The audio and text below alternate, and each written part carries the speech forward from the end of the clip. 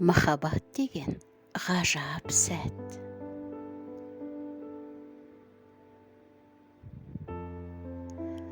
Махаббаттың мақсаты өзгені өзіңе ғашық ету емес. Негізі біздің махаббат деп жүргеніміз шын мәнінде өзімшілдік пен инфантилизм.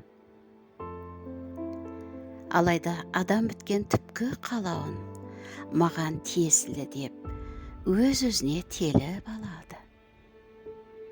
Өз кемшілігін романтикаға аудара салады. Күнәсін тек әдемі жағынан көрсеткісі келеді.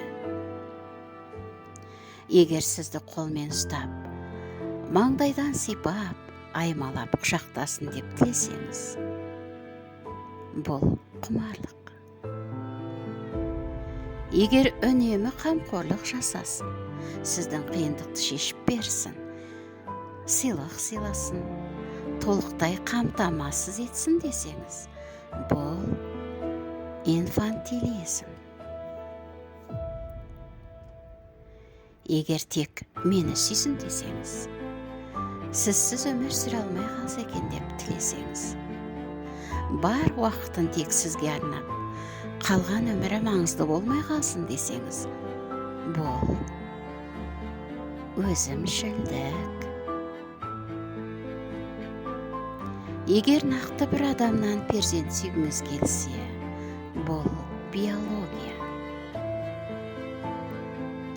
Егер дереу маған ұсыныс жасасын десеңіз, не мендік болсын деп тілесеңіз, қоғамдық пікірге тәуелділік. Адам шын сүйген кезде ештеңе тілемейді, жай ғана сүйеді.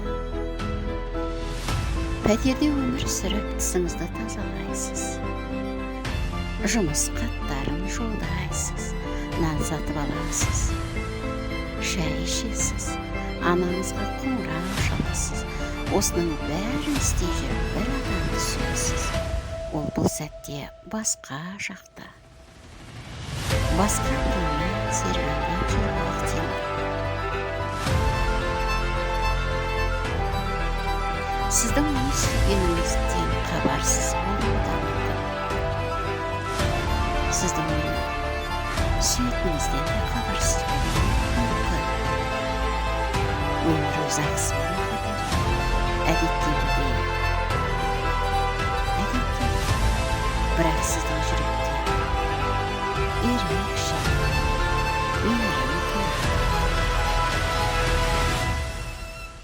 Әр адамға жымия тұрғаныңызды байқамайсыз.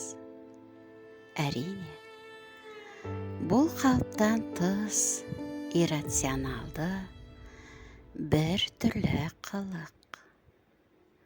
Махаббат деген осы.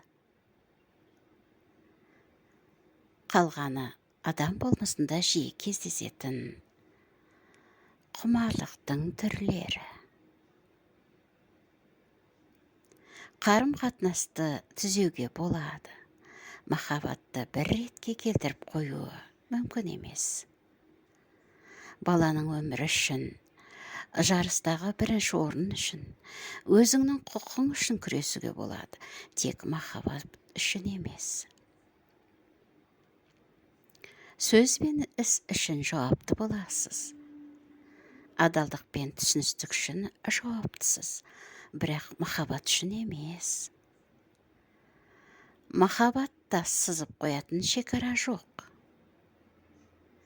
Әр нәрсені өз атымен атап үйренгенде есейесіз, сонда бәрі өз орнына тұратын болады.